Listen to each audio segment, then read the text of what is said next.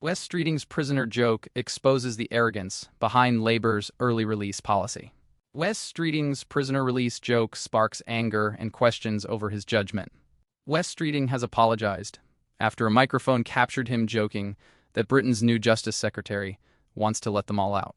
It was a brief exchange, but one that risks reinforcing the belief that senior Labour figures treat public concerns about crime, sentencing, and prisoner releases with contempt. The new Defense Secretary made the comment during a conversation with Home Secretary Shabana Mahmood and Justice Secretary Norris, following a gathering of Andy Burnham's new cabinet. Streeting called Norris the enemy now, before telling Mahmood he wants to let them all out.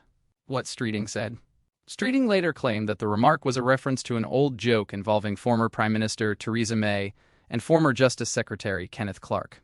May had once contrasted their approaches by joking that she locked offenders up while Clarke let them out.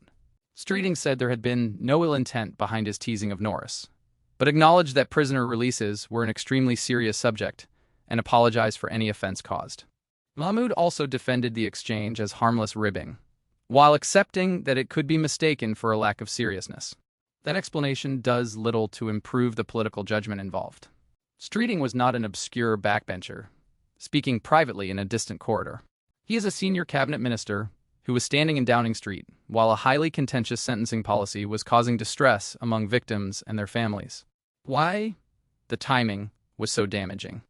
The comment emerged as the government faced intense pressure over plans that could allow approximately 6,000 prisoners to be released earlier than expected when new sentencing arrangements take effect in September.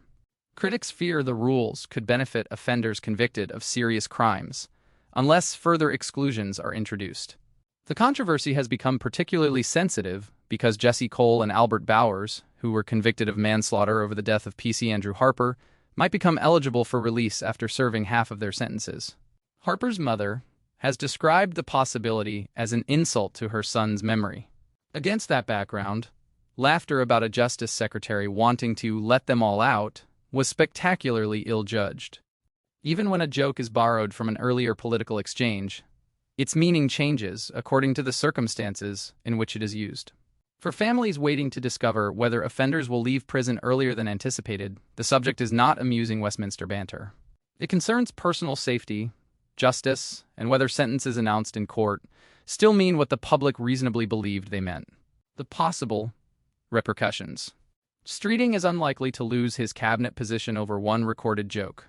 He apologized quickly, and Prime Minister Andy Burnham has indicated that the apologies have been accepted. Burnham nevertheless described joking about the issue as unacceptable, creating an embarrassing public reprimand during the opening days of his government. The more lasting consequence may be reputational. Streeting has cultivated an image as an ambitious, confident, and media-capable politician. This episode instead presents him as glib, politically careless, and detached from the people affected by government decisions. It also gives opposition parties a potent line of attack. Kimi Badenoch has accused the government of joking about releasing criminals while conservatives listen to victims. Whether or not that claim fairly describes the wider administration, Streeting handed Labour's opponents the footage required to make it credible. A joke that could change the policy debate. The incident may also accelerate changes to the release scheme itself. Burnham has now confirmed that the policy will be reviewed, while expressing sympathy for PC Harper's family and stating that the main perpetrator in his killing will not qualify for early release. Streeting's defenders will argue that this was nothing more than a private joke stripped of context. Politically, that defense misses the point. Hot microphones do not manufacture attitudes. They expose the language powerful people use when they believe the public is not listening. The greatest repercussion may therefore be the impression left behind. While victims worry about offenders returning to the streets, one of Britain's most senior ministers appeared relaxed enough to turn the crisis into a punchline.